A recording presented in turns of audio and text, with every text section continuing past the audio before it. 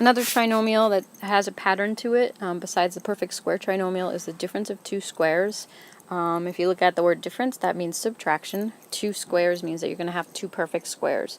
So an easy example of this would be if we have something like x squared minus 49. X squared is a perfect square, 49 is a perfect square. And the pattern is, I guess I'll do it out the long way just to kind of show you where it comes from.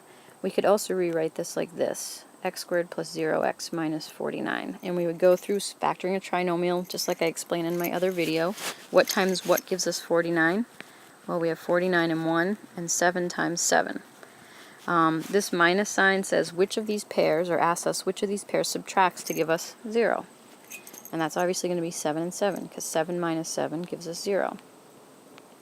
So we do that, we put our 7s. We need this to be 0, we need it to cancel out, so one needs to be a positive 7 and one needs to be a negative 7. That's how you'd factor it out. Let's try another one. X squared minus 81. Again, x squared is a perfect square. 81 is a perfect square from 9's times 9. So if we go to factor it out, you'll end up with x. What's the square root of 81? 9. X minus 9. That's the pattern. Whatever your square root is, you're going to add it and you're going to subtract it, and that's all you have to do to factor it. So what's x squared minus 36? X plus 6, x minus 6, and you're all done. That again, it's just a pattern that you can realize if you pick up on your difference of squares. You can factor things out really easily. If you don't pick up on the differences and that it's a difference of two squares, go through this original way that we did it. Set it up as a 0x and go through your normal process of factoring a trinomial and you'll still get the answer. So it's not the worst thing in the world if you can't remember this. I want to go through a couple more examples. We can kick it up a notch, so to speak, if we want. We could have something like this, like 4x squared minus 36v squared. So that looks suddenly like really horrendous, right? But this is a perfect square and that's a perfect square. What's the square root of 4x squared? Well, what's the square root of 4? It's 2. What's the square root of x squared? X.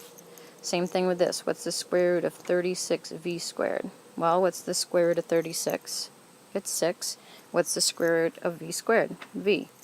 So we just take those. 2x plus 6v times 2x minus 6v. And if you want, you can box that all out. You'll end up realizing that this will give you a 12vx, our outers, negative 12vx. They give you 0, which is we have no 0 or middle terms here, so that's why it works out perfect. Let's try another one.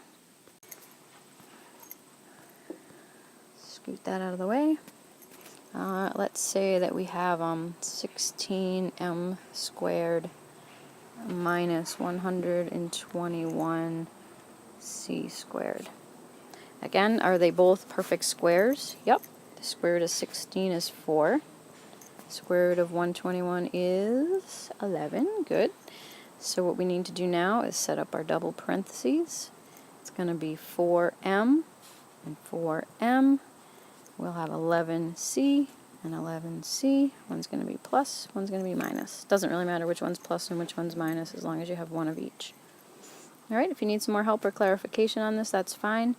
If you didn't quite get it, that's fine too. And again, if you just attack this as the same rules of factoring a regular trinomial, you should be good.